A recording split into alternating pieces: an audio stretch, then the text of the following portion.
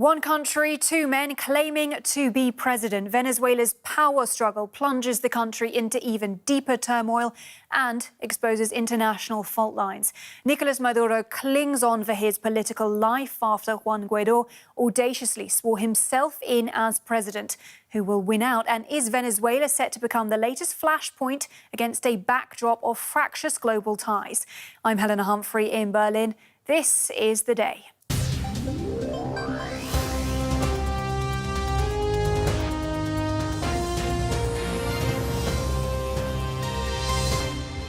We don't consider the Maduro regime legitimate because we don't recognise the elections. Nicolas Maduro is a dictator with no legitimate claim to power. The EU fully supports the National Assembly as the democratically elected institutions whose powers need to be restored and respected. We hope that Nicolas Maduro will accept a peaceful transition of power. We're not considering anything, but all options are on the table. Colombia recognises Juan Guaidó as the president of Venezuela, so the people can be freed from dictatorship.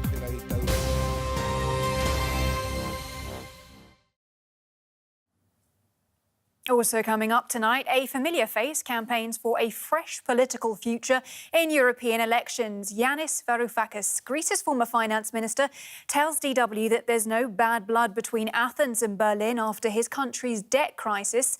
Now he's daring to take on a new drama, Brexit. Mrs. May is far more interested in securing her own prime ministership and the unity of the Tory party than she's interested in the interests of the British people. And at the same time, the worst nightmare for Mr. Barnier and Mr. Juncker, and indeed Mrs. Merkel as well, would be a mutually advantageous agreement with Britain.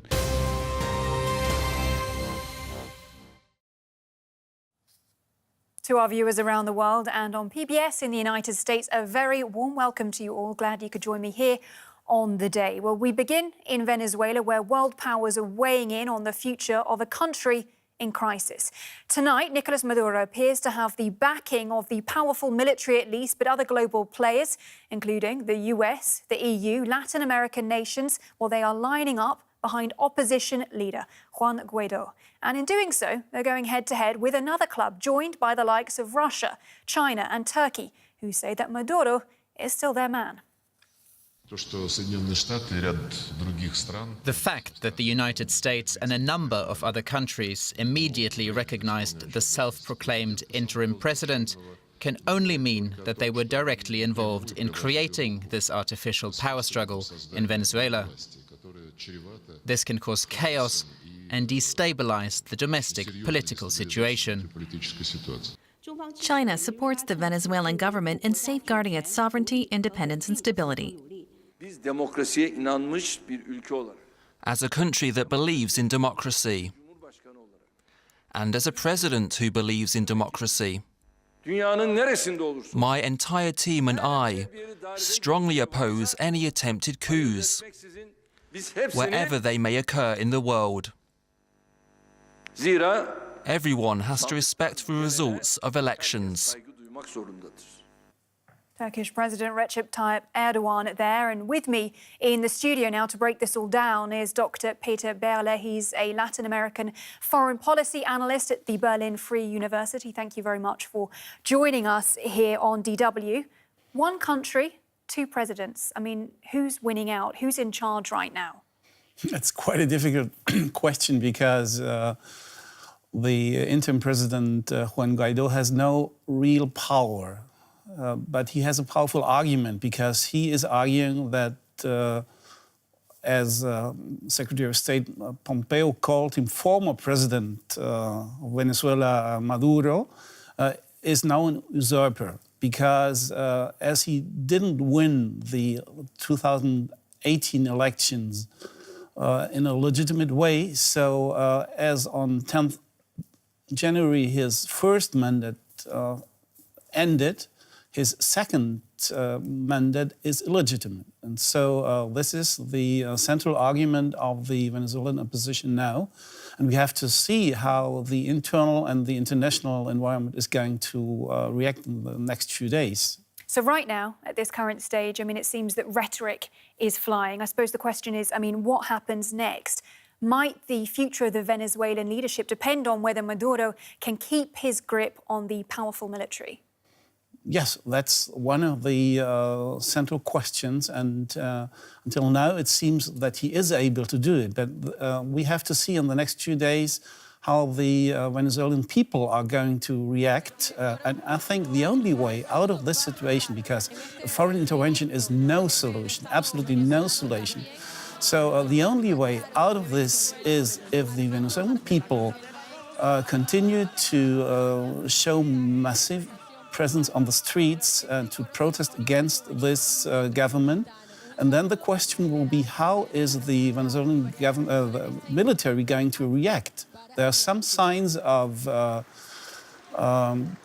parts of the National Guard saying that they will not act against the people. But this is something that has to be seen in the next few days. Could we potentially see a fracturing of the military and their support, a breakaway group? That might happen. That might happen. What we have already seen is already remarkable in that bold move, some might say audacious, from Juan Guaido when he swore himself in as interim president. In doing so, that also, exposed international fault lines somehow, would you say?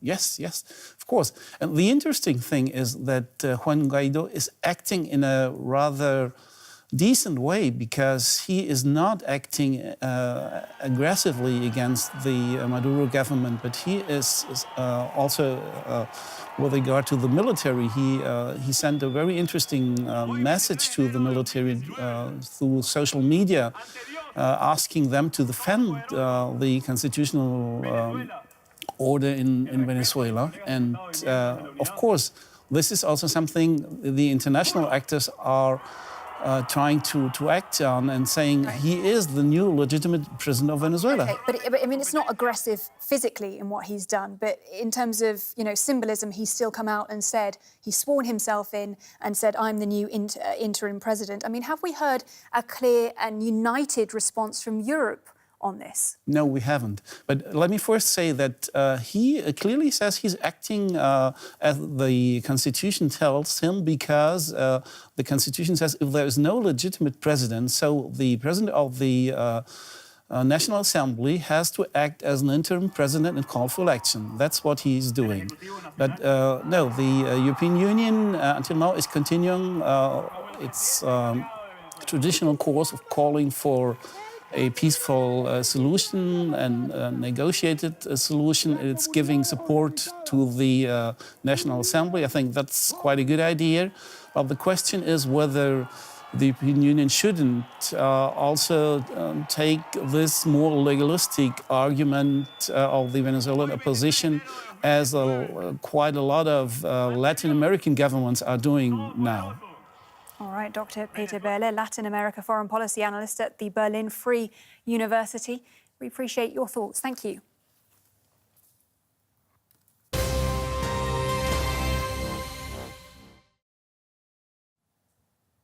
To the US now, where despite a double vote in the Senate on rival Republican and Democrat plans to end the government shutdown, there is little hope in sight for federal employees who've been furloughed for 5 weeks now. 800,000 Americans, well, they're about to miss another paycheck. But in the battle over that shutdown, President Trump, well, he may have just blinked. He's decided not to seek an alternative venue for his State of the Union address after Speaker Nancy Pelosi refused to allow him into the House before the government is reopened. But I would say this, that the State of the Union speech has been canceled by Nancy Pelosi because she doesn't want to hear the truth. She doesn't want the American public to hear what's going on. And she's afraid of the truth. And the super left Democrats, the radical Democrats, what's going on in that party is shocking. I know many people that were Democrats and they're switching over right now, and they're switching over quickly. I actually think they've become a very dangerous party for this country. If you listen to what they're saying, what they're doing, I think they've become a very, very dangerous party for this country. Well, let's dig into this dynamic now, a showdown over the shutdown and the State of the Union address. The US president Donald Trump essentially going head-to-head with what some might describe as his nemesis, Nancy Pelosi, Speaker of the House. DW's Washington correspondent Maya Schweder is with us this evening. Maya, President Trump has now said, OK, I'll hold the State of the Union address when the government is reopened. I mean, is this a game of chicken between President Trump and the Speaker of the House, Nancy Pelosi? Has the president capitulated? He capitulated, he conceded, he blinked, she won, he caved. There's numerous ways we could possibly describe this. It is an odd step for a president who not only describes himself as a master negotiator, someone who's able to get really whatever he wants out of any situation, but someone whose tendency and his tactics, as we've seen over the past several years that he's been in the public eye, he tends to escalate a situation in order to get what he wants rather than back down, as we've seen him do here. Now, there's several elements to this, one of which is the polling right now very much puts the blame for this whole shutdown situation that we've been talking about for 5 weeks now on the president. As much as he's tried to shunt the blame off onto the Democrats, he appeared in a nationwide primetime address talking about why he had done this and why we needed money for this border wall. He is still losing this fight. And even though he has this tactic of digging in order to get what he wants, the Democrats can read numbers just as well as he can, and they see no reason to back down when now it looks like they're winning even more strongly than they had been before. Now, Maya, I mean, in this chess game, Nancy Pelosi has replied to Trump on Twitter saying that his address, quote, in the near future, meaning that he would have to pass a House-passed package to end the shutdown. All of that hinging on that flashpoint issue of border security. Any likelihood of that? Well, as you said, we've seen an attempt in the Houses of Congress today to pass something to try to reopen the government. Both of these measures, it looks like, have failed at this point. Although what could happen is now lawmakers having beaten down each other's publicly presented positions, they can now meet behind the scenes and actually hammer something out. There's a few ways this can go, none of which really ends well for anyone. The most likely is that the president will declare a national emergency in order to get the money to build this wall that he's been talking about. And that allows the Democrats to say, hey, look, we didn't capitulate. We didn't give him any of the money that he wanted. But that's something that he's been threatening to do for several weeks now, and it hasn't happened yet. And now he's even taken this step back on the State of the Union. And, you know, Nancy Pelosi and her game plan, I mean, what exactly is it? Because let's face it, we've still got 800,000 federal employees facing the prospect of a second missing paycheck. I mean, if I knew what her game plan was, I'd be making a lot more money, but we can see how things are playing out. I mean, it's just still very politically expedient for the Democrats to stick with their position and toe the line. We even had a Nancy Pelosi the other day saying that the president shutting down the government in this way creates what she said was a serious and justified concern that if he gets his way on this, he's just going to keep shutting down the government in order to get whatever he wants in the future. And they have to try to hold the line against that. And we've seen a lot of Democrats parroting that line in the future. So really, it looks like they're just trying to throw up this bulwark and block the president for anything that he's trying to get done. All right, DW's Washington correspondent Maya Schweder. Thanks a lot. Good to talk to you, Maya.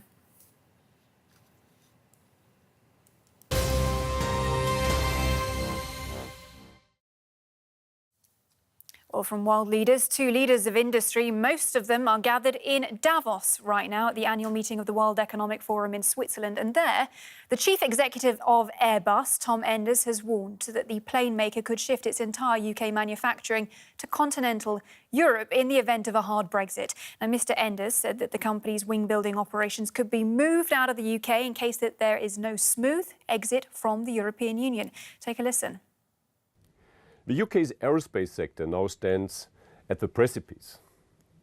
Brexit is threatening to destroy a century of development based on education, research and human capital.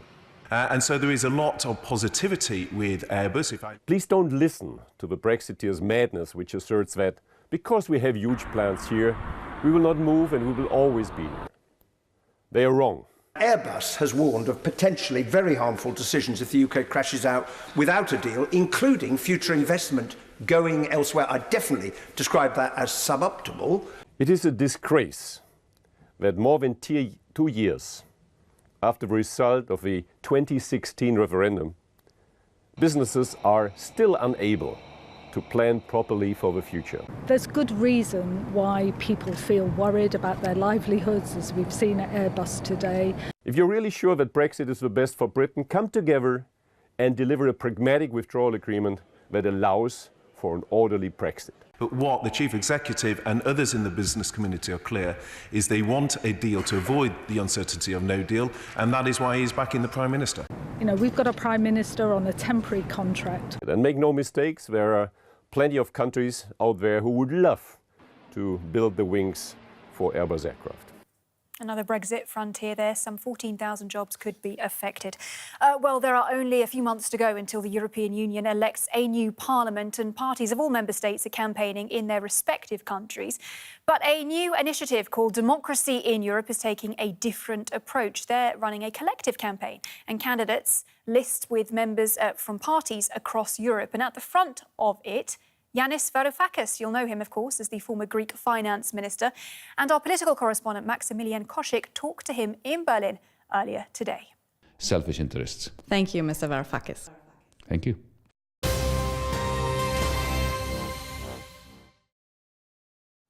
To Angola now, where the country's parliament has decriminalised homosexuality. Representatives voted by a wide margin to repeal a law that had been on the statute books since the country was a colony controlled by Portugal. But lawmakers went even further, banning discrimination based on sexual orientation. Iris Angola, the country's sole gay rights lobby group, was only officially recognised last year. Their director, Carlos Fernandes, gave the day this statement. "We have always striven to be recognised as part of society. We don't ask for specific laws as if we were special beings, but rather the legal rights to punish those who attack us based on our sexual orientation." Congratulations, National Assembly, for having recognised a minority of the country as being part of our society. And for more on what is a monumental day for Angola, I want to bring in Graham Reid now. He's the director of Lesbian, Gay, Bisexual and Transgender Rights, the programme there at Human Rights Watch in New York. Good evening to you, Graham. Now, Angola has finally shared what was known as the Vices Against Nature provision in its law. Just fill us in. How did the country get to this point?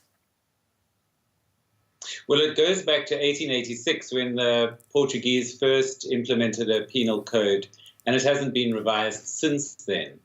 Angola got its independence in 1975, but because of the extended civil war, there wasn't an opportunity to revise the penal code.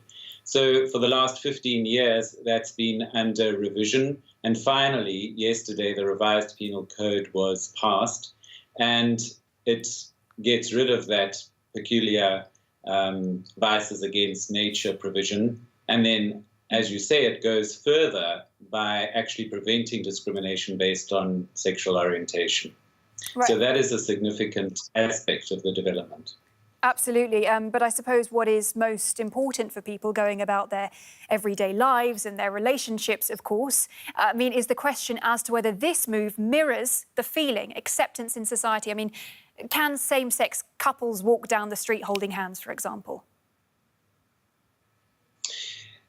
Angola remains a deeply conservative and very religious society. It's interesting that there hasn't been much public debate about this particular issue and that it's gone through fairly smoothly.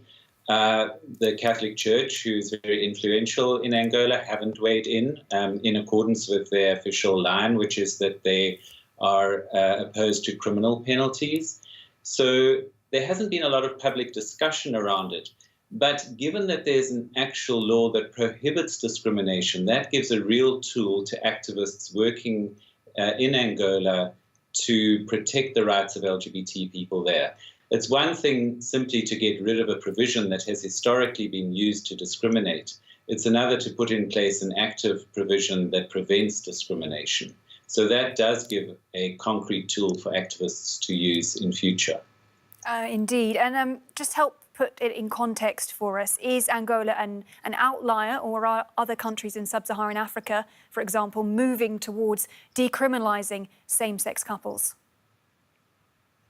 I think we should see Angola in the context of other former Portuguese colonies. Mozambique decriminalised officially in 2015, although even prior to that, the Minister of Justice said that because the law is about acts against nature and homosexuality is not unnatural, so the law doesn't apply. And other former Portuguese colonies have also decriminalised. So in that sense, it's not an outlier. And also, we've seen other countries within the region decriminalising. Of course, South Africa set a high bar by actually providing a provision protecting against discrimination in the Constitution. But currently, there are cases in both Kenya and Botswana which are also looking towards decriminalisation. Seychelles, Lesotho have also in recent years decriminalised. So overall, there is a trend towards decriminalisation.